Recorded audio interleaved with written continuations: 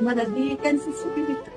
क्या होता है, आप तो माँ है इसलिए शायद हमारी बात नहीं समझ पाएंगे। मान लो अब इस बच्चे का क्या अपराध, नई अवस्था है, अभी तो नया कोमल बच्चा है, लेकिन अंदर जो जीव है वो बहुत पुराना है। उससे कौन कौन से कर्म हुए हैं, उसका परिणाम इस नवीन शरीर को भोगना पड़ रहा है। इसलिए कहते हैं भजन करो, नहीं इस जन्म का कर्म कई जन्मों तक तुम्हें दंड रूप में मिलेगा। मैं प्रेमानंद महाराज जी को सही मानता हूँ, लेकिन मुझे कहीं ना कहीं कुछ चीजें गलत दिखती है। जैसे कि इन्होंने एक बच्चे के बारे में बताया कि इसे कैंसर है, लेकिन इसके जो पिछले कर्म हो गए ये उन्हें उसकी सजा मिल रही है।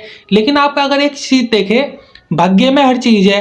अगर मान लो किसी लड़की का रेप हो रहा है तो इसका मतलब उसके पिछले जन्म के कर्म है कि उसने भी कभी किसी का रेप करा होगा, इसलिए उसका रेप हुआ।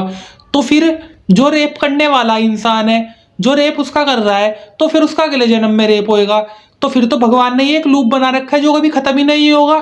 तो ये तो यार मुझे चीज समझ नहीं आती। इलॉजिकल लगता है कि अगर कोई रेप कर रहा है और जिसका रेप हो रहा है वो पिछले जन्म की उसकी कोई करतूत है, उसका इसलिए रेप हो रहा है। अरे उसकी इसलिए भाग्य में लिखा है, इसका भाग्य से कुछ लेना देना नहीं है। जो रेप कर रहा है उसकी गलत सोच है।